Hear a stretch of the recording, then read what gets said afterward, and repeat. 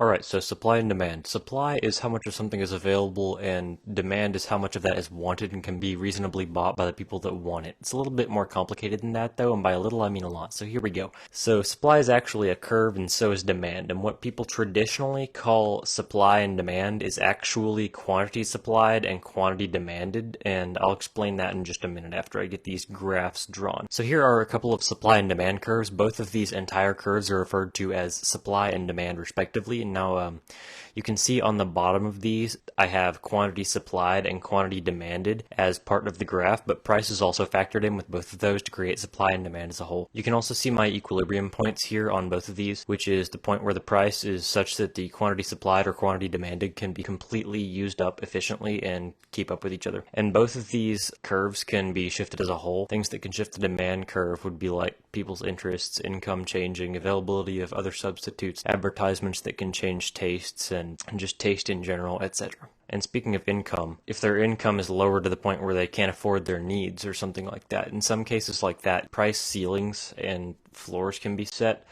Let's use a red here. Price ceilings and floors can be set. Like a price floor would be like that. Like the government can set these such that goods don't become too expensive to obtain or so cheap that a shortage is caused. So just something like that. Oh, and I completely forgot about this. As for the shifting, let's say on the demand curve, if both price and quantity demanded went down, like if people just weren't as interested in something, then this D1 can move over here to, let's say, D2. This would be called D2. D1 right here is for the lines. But anyway, I think that's about everything for supply and demand in a nutshell. So I'm just going to sit here for a little bit and get this video to 3 minutes.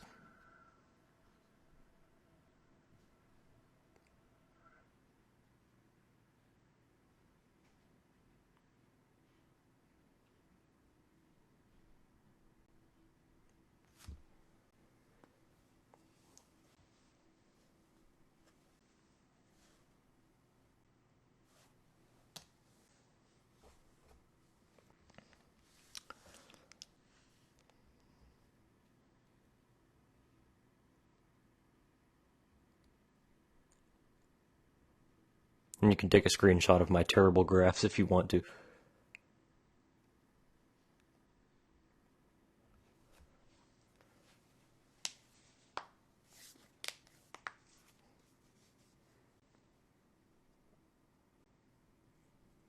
I may have gone through the content a little too fast, but I think I've covered pretty much everything. So that's supply and demand in a nutshell.